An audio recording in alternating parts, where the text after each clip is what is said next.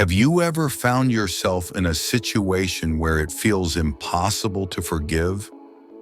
Maybe it's someone who has wronged you, or perhaps you're just feeling the weight of all the division around us.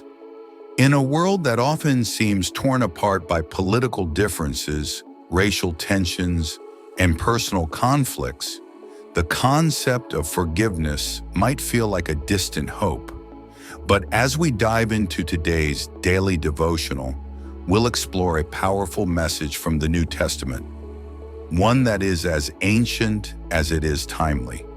It's a message about healing, about reconciliation, and most importantly, about forgiveness.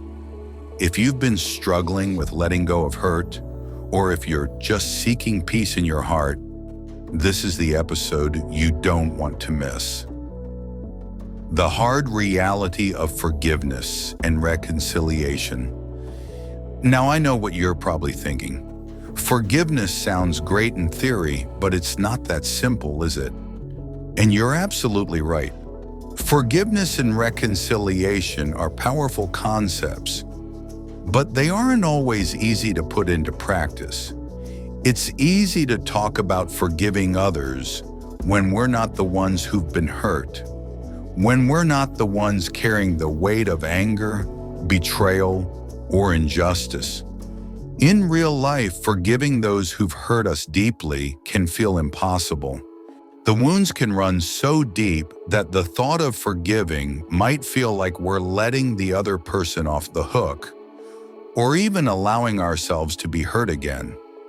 It's hard to reconcile our emotions, especially when the pain feels fresh or unresolved.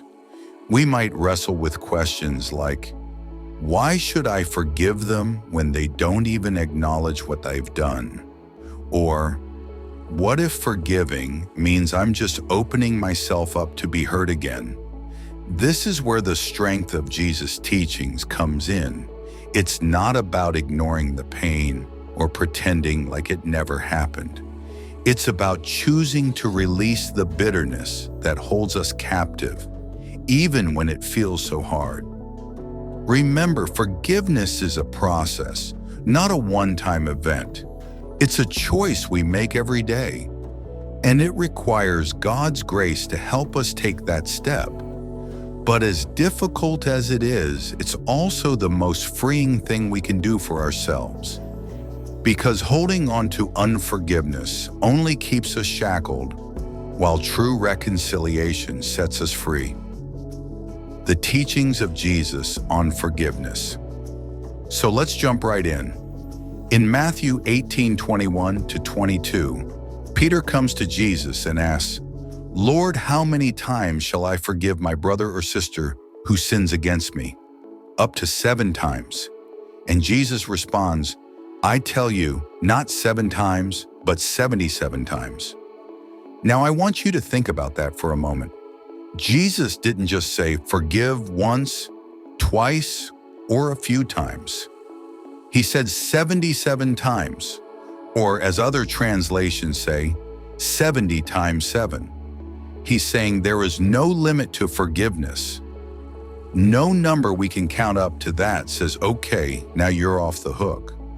Forgiveness in God's eyes isn't a transaction. It's a way of life. We know that forgiveness can be hard. In fact, it can feel downright impossible sometimes. When someone hurts us deeply, the natural human response is to want justice, to hold on to that pain. But here's where the power of Jesus' teachings comes in. He tells us that forgiveness isn't just for the other person, it's for us. It's about releasing the weight of bitterness, the burden of anger that keeps us tied to our past hurts. Forgiveness in the life of Jesus. When we look at Jesus' life, forgiveness wasn't just a teaching, it was an action. One of the most powerful moments in the New Testament is when Jesus, hanging on the cross after being betrayed, mocked and tortured, says, "Father, forgive them, for they do not know what they are doing." Luke 23:34. Now, this is the ultimate example of forgiveness. Jesus was not only forgiving those who were actively causing his suffering, but he was also setting a standard for us to follow. He didn't wait for his enemies to apologize first. He didn't demand an explanation or even an acknowledgement of the wrong done to him. He forgave them freely, with love and compassion. In the midst of his unimaginable pain, Jesus offered us a glimpse of how to live in true spiritual freedom. When we forgive, we open up a space in our hearts for peace to dwell, for healing to take place. It's in forgiving others, even when they don't deserve it, that we experience a deeper spiritual awakening. The struggle of forgiveness in today's society. Fast forward to today, and you don't have to look far to see the lack of forgiveness in our world. With all the division, especially in our political climate, people are quick to point fingers, to blame, and to hold grudges. There's an ongoing battle not just between political parties, but between cultures, ideologies, and even families. It seems as though we're more divided than ever. But here's the thing. True spiritual growth doesn't happen in the absence of conflict. It happens when we learn to forgive and reconcile, even in the midst of it. Inner alchemy, as we often say, is the transformation of our hearts through the refining fire of trials.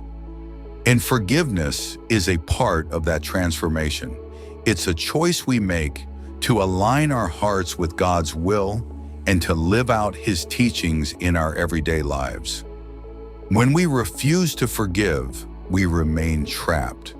We allow the negativity to control our thoughts, our actions, and ultimately our spiritual journey. But when we choose to forgive, we not only free the other person, we free ourselves. We open up space for spiritual growth, for healing, and for the light of God to shine through our lives. How to practice forgiveness in our daily lives. Now you might be wondering, how do I actually put this into practice? That's a great question, and it's something that each of us has to work through on our own journey of spiritual awakening. Here are a few steps that can help.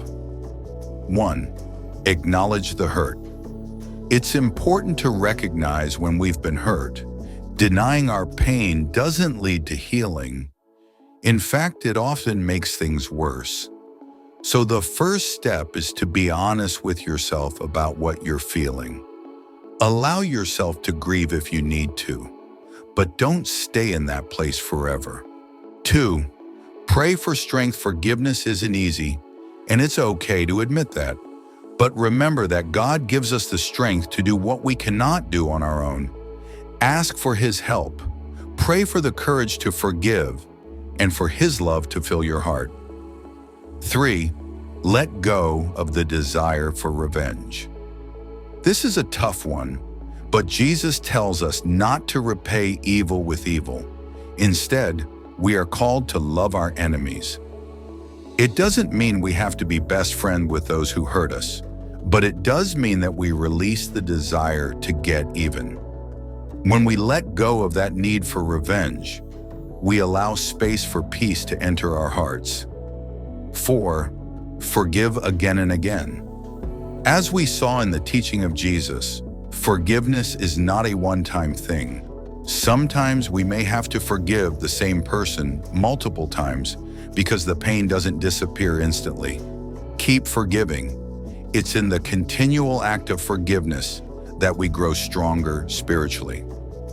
5. Journal your journey. One powerful tool for healing is Bible journaling. Writing down your thoughts, prayers, and reflections on forgiveness can help you process your emotions and track your spiritual growth. As you write, ask God to reveal His wisdom and guidance to you. Remember, this is a journey, and every step, no matter how small, brings you closer to healing. the freedom found in forgiveness. As we draw today's devotional to a close, let's pause and reflect on this one simple truth. Forgiveness isn't just for the other person. It's for us. It's not about letting someone off the hook or pretending the hurt never happened. It's about releasing ourselves from the chains of bitterness, anger, and resentment that weigh us down.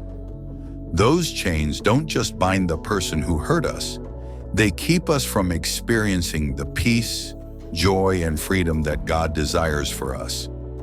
Forgiveness allows us to breathe again. It's a choice to step into a life of peace, to let go of the anger that steals our joy, and to embrace the kind of love and grace that Jesus showed us so freely.